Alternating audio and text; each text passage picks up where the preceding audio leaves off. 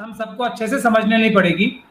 Basics पे हमें हमेशा जाना चाहिए। बेइज्जती उसकी होती है जिसकी कोई इज्जत हो। मुझे बहुत दुख के साथ ये कहना पड़ रहा है, जो हालात एक के बाद एक निकल के आ रहे हैं। देश के, भारत जैसे देश के, सबसे बड़े देश के प्रधानमंत्री बनने के बाद भी जिस व्यक्ति की इज्जत ना बन पाई, जिसे इज्जत बनाने के लिए अपनी प्लेन लोड्स ऑफ लोग ले जाने पड़ते हैं, भारत से भर के, गुजरात से भर के, पता नहीं कहां से भर के, मोदी मोदी मोदी मोदी करवाने के लिए।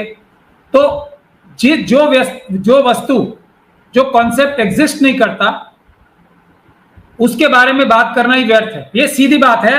और ये अगर बोला नहीं जाएगा तो मैं नहीं समझता मैं देश के साथ देशभक्ति कर रहा हूं। इसका कोई भी अंजाम हो, इसका कोई भी आउटकम हो, लेकिन इतनी सारी वारदातें होने के बाद अब भी जो व्यक्ति, अब भी जिसका खून ना खोले, उसके खून में, उसकी रगों में खून है ही नहीं, पैसा है या कुछ और है, खून नहीं। मतलब ये हो क्या रहा है? शशि थरूर जी की बात आपने की। शशि थरूर जी एक फेल्ड इंसान हैं, उनकी अपनी कोई इज्जत नहीं है। अच्छे अच्छे कपड़े पहन के वो तब बाहर बेशर्मी से घूम रहे थे जब उनके ऊपर अपनी पत्नी के क्या क्या इल्जाम लगे थे। तो ये भी बना बना के बात करते हैं, इंग्लिश ऐसे बोलेंगे जैसे कि ये है ही, पैदा ही इंग्लैंड में हुए थे।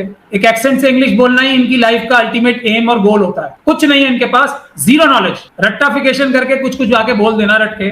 ये इन्होंने क्या अच्छा काम किया, क्या इन्वेंट किया इन्होंने? आईपीएल में पार्टिसिपेट कर रहे थे। ये हैं क्या? ये भला क्या है? ये ब्यूरोक्रेट हैं, एक इंटेलेक्चुअल हैं। आईपीएल में भी मुझे जाना है, मुझे चुनाव भी लड़ने। हो क्या भाई, तुम इंडिपेंडेंट चुनाव लड़के दिखाएं। ये जो बार बार अनाउंसमेंट ट्रम्प की तरफ से आ रहा है कि भाई ये मैंने किया, ये क्या शशि थरूर की देन है? आप ये कह रहे हैं शशि थरूर नहीं, पहले सबसे पहली देन है मोदी जी की। और मोदी जी के एक स्पोक्स पर्सन बन के भारत की बदनामी करा के, देखिए ट्रम्प साहब को भी अपना यूएसपी बढ़ाना है कि नहीं बढ़ाना है? ट्रम्प साहब की भी आप सोचिए, ही इज राइट। अपने तरीके से देखा जाए तो वो पूरे देश में, पूरी दुनिया में अमेरिका का रौब बढ़ा रहे हैं। किसकी कॉस्ट पे? भारत की कॉस्ट पे। यूक्रेन में वो नहीं करा पाए, वो बोल रहे हैं मैं और जगह भी कराऊंगा। एक इजराइल जैसा छोटा देश भी, जो कि पूरी तरीके से निर्भर है अमेरिका पे, वो भी ट्रम्प साहब की नहीं सुन रहा है। चाइना की तो बात ही छोड़ दीजिए, रशिया की तो बात ही छोड़ दीजिए। उन्होंने तो इतनी अच्छी तरीके से पुतिन साहब ने दिखाया कि मैं यूक्रेन से कॉम्प्रोमाइज तो करना चाहता हूं, लेकिन अमेरिका के थ्रू नहीं। ट्रम्प साहब बोलते रह गए when he was in Middle East कि I will go to Turkey, both this people go, तो उन्होंने कैंसिल ही कर दिया, गए नहीं। एक ही चीज है ट्रम्प साहब के पास अब, तो वो भारत को बार बार ये दिखा के कि मैं भारत को कंट्रोल कर सकता हूं, भारत को कंट्रोल कर सकता हूं, भारत को कंट्रोल कर सकता हूं, वो अपनी छवि बढ़ा रहे हैं, कहीं और उनकी छवि नहीं बढ़ पा रही है। आप देखें, इस बात को जरा गहराई से सोचने की जरूरत। और मोदी जी ने पूरा देश की इज्जत बेच दी कि अडानी को बचा लो, बस आप कुछ भी मुझे गाली देते रहो। ये मतलब कोई भी शर्म वाला इंसान होता, अगर इतनी जर्रा भी शर्म का होता किसी में, तो उसका खून नहीं खोलता।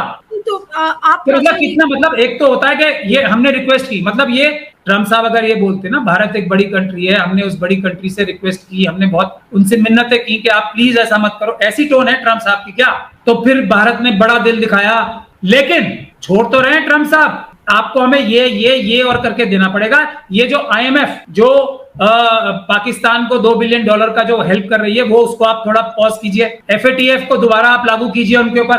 अब भी वो फ्री हैं एफएटीएफ से पाकिस्तान, आप देख रहे हैं। ये कंडीशन भी नहीं रखी मोदी जी ने, बताइए आप मुझे। ये तो कहते हैं, और ये जो वर्ल्ड बैंक उनको एक बेल आउट देने के लिए बार बार पैसे देने की बात कर रहा है, और आप ये क्रिप्टो करेंसी की जो बातचीत चल रही है, ये सब नहीं करेंगे वहां पे, तब जाके हम छोड़ेंगे। ये मोदी जी ने बोला, वहां बैठे थे ना वो, मुझे उसी दिन से मेरा खून खौल रहा है। जिस तरीके से ट्रम्प साहब वहां ऐसे मिमिया के बैठे हुए थे ना, मोदी जी ट्रम्प साहब के सामने व्हाइट हाउस में जॉइंट प्रेस कॉन्फ्रेंस में, और बेशर्मी की वो खीखी करके हंस रहे थे। वो उस आदमी को दिखाता है कि वो इतने बड़े पद पे आके भी अभी उनके अंदर वो कॉन्फिडेंस आया ही नहीं कि वो हो क्या गए। उसके बाद वो राहुल गांधी जी को बोलेंगे उल्टा सीधा जो भी।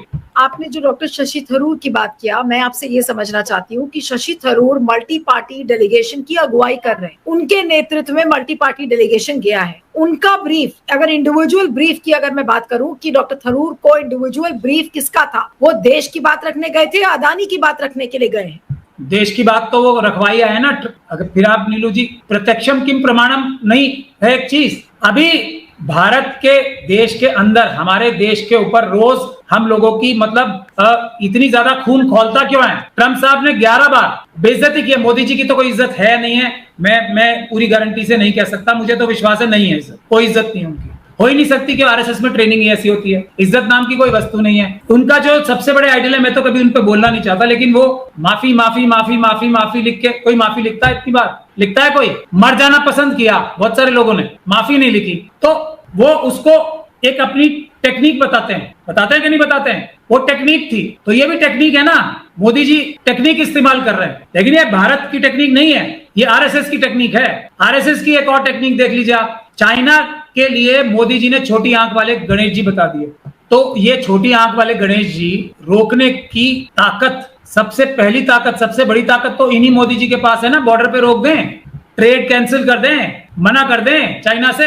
अब एक स्वदेशी जागरण मंच है, मैं आपको इनकी इज्जत और बेइज्जती की बात बता रहा हूं। वो मोदी जी को वो बना रहे हैं कि ये हमारे, देखो मोदी जी ने कितना अच्छा काम किया है, हम देश की जनता से चाइनीज प्रोडक्ट का बाइकआउट का वो कर रहे हैं आह्वान। अरे बंद कर दो ना ट्रेड। तो ये है इनका चाल चरित्र और चेहरा, और ये देश चुप नहीं बैठेगा। देश कोई कांग्रेस पार्टी नहीं है, देश कोई ऑपोजिशन पार्टीज नहीं है जो चुप बैठी हैं। मैं ये बताना चाह रहा हूं, ये देश, अगर एक बार ट्रंप साहब ने और ऐसी बदतमीजी की भारत के बारे में, तो मोदी जी के खिलाफ आंदोलन शुरू होगा बड़ा कि ये बेइज्जती बंद कराओ। और ये नौकर जो है ना, जो गुलामी वाली मानसिकता, वो शशि थरूर साहब में कूट कूट के भरी हुई है। क्या थे यूएन में? बताओ आप मुझे, क्या क्या इनकी अचीवमेंट क्या है लाइफ में? है कौन ये? वहां जाके गुलामी कर रहे थे ना, कि इन्होंने गुलामी, अभी वही गुलामी मोदी जी ने इनको करने भेजा था कि भाई देखो जाके कुछ भी करके इंश्योर करके आओ कि अडानी साहब के ऊपर कुछ नहीं होना चाहिए, बाकी जो है बेकार की बातें उसमें मत पड़ना तुम। तो जो मोदी जी ने किया वही एजेंडा फॉरवर्ड किया, और उसके बाद ट्रंप साहब को क्या जरूरत पड़ती है? देखिए डॉज में, आप मुझे एक बात बताओ, वो जो एलन मस्क साहब हैं, वो एक अपनी पोस्ट छोड़ के दूसरे काम पे अपने बिजनेस में वापस जा रहे हैं। ये भारत को बार बार बीच में लाने की आवश्यकता क्या पड़ती है? तो ये टैसिट अंडरस्टैंडिंग, पर्सनली मेरा ये इल्जाम है, उनको बताने गए थे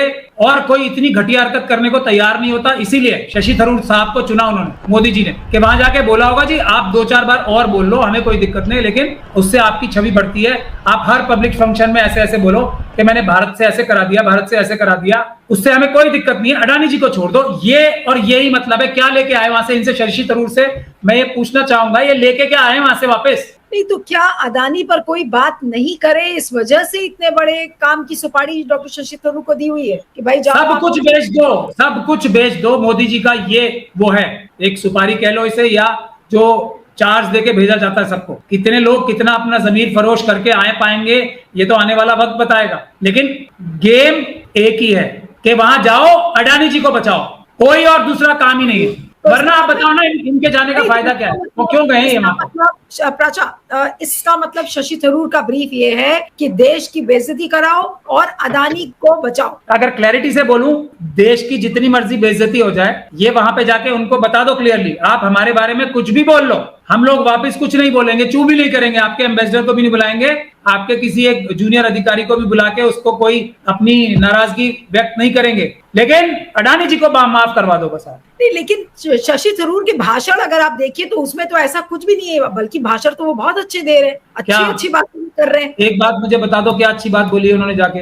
अब मैं यही समझना चाह रहा हूँ पूरे दुनिया में और देश से, कि शशि थरूर जी ने अमेरिका जाके अच्छी बात कौन सी बोल दी है? ये बात बोली है कि भारत की फौज में मोदी जी के आने से पहले इतनी ताकत ही नहीं थी कि वो सर्जिकल स्ट्राइक कर सकें।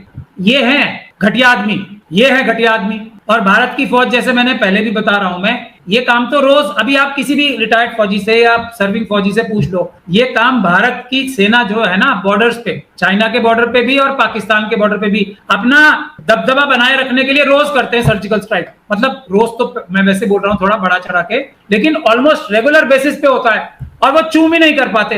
अब सर्जिकल स्ट्राइक, जब आप, एक तो आपको ड्रामा करना है कि मैं बहुत बड़ा आदमी हूं, अब ये ड्रामा कहीं और तो कामयाब हो नहीं सकता। किसी के पास जाओगे तो आपकी खिल्ली उड़ती है, बराबर में बैठ गया तो हर जगह किसी भी राष्ट्र अध्यक्ष की बातचीत का, मोदी जी का कोई वीडियो आपने देखा आज तक? किसी भी, ट्रंप साहब जैसे दिखाते हैं ना, पुतिन साहब भी दिखाते हैं, सब दिखाते हैं, ये बोल ही नहीं पाएंगे ना, वहां जाके बोलेंगे क्या? तो अब इनको एक झूठा बहादुर बनने का जो शौक है, वो पूरा कैसे करेगा? वो तो भारत की सेना ही कर सकती है, भारत के लोग कर सकते हैं। तो अब सेना ने कर दिया। सेना, अब देखिए, जो सेना के लोग तो इतना मजबूरी में ही, और वायुसेना अध्यक्ष को बोलना ही पड़ा कि हम बहुत ही कम रिसोर्सेज में काम कर रहे हैं। वो तो ये कहते हैं हमारे देश के वीर फौजी कि जो भी हमारे पास रिसोर्सेज हम उसी से बेस्ट आउटपुट देंगे, और उन्होंने दिया भी। तो देश में अगर कोई मोदी जी से डिमांड होनी चाहिए, अगर इतनी सी भी शर्म बाकी है मोदी जी को, तो 5% हमारा डिफेंस का बजट होना चाहिए। और वो नहीं करेंगे, अडानी जी को पूरा देश बेच देंगे।